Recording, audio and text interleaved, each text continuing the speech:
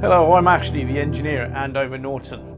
Now, one of the things we're still getting massive amounts of inquiries about is brake cables, clutch cables, throttle cables. Not just for Norton, but Triumph, and we also get it for specials as well, the Dominators, Tritons and whatever people have got. I need a cable, and then the next question will be, what length do you need? Well, I don't know. I was hoping you'd tell me that. Well, that ain't going to happen because one, I only know what goes onto the Commando. I haven't got a clue what was put onto a special because it could have been a multitude of many parts and someone made their own cable to fit the bike that you're now working on. Now, the cables are pretty easy to measure. When we talk about cable length, we talk about the outer casing of the cable length. That's the cable length. Now, you could have that cable, say 46 inches like this one, and it could be 46 inches, and you could see that in a lot of descriptions for a lot of cables, but the key bit is the free length at this end to the cable. We'll get close-ups. The free length is important because that's the bit that enables you to fit the cable to the bike, and if you're at the roadside, it stops you having to dismantle the lever and everything else to get the cable changed. Some people do actually take the lever off to change the cable.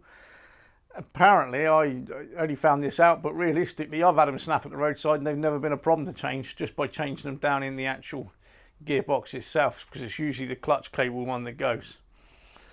Now, if you've got a special, what can you do? You can either use the cable that you've got. You can send that away to the various cable manufacturers out there. There are 2 or 3 of them out there. They're all pretty good. If you send them a cable, they'll give you a decent cable back.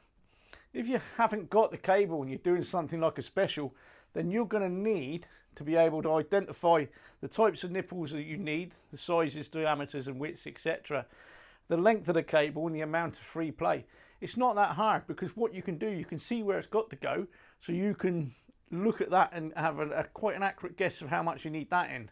Then you can have a look at the other end and see how much you're going to need to be able to get up there and get it into a lever so that you can operate the lever and it'll work. Remember, you've got to reduce some of the free play, because if you go to fit it at the correct length, it will just pull and it will just take out all the slack and you'll have no operation of the cable itself. It's pretty easy to do.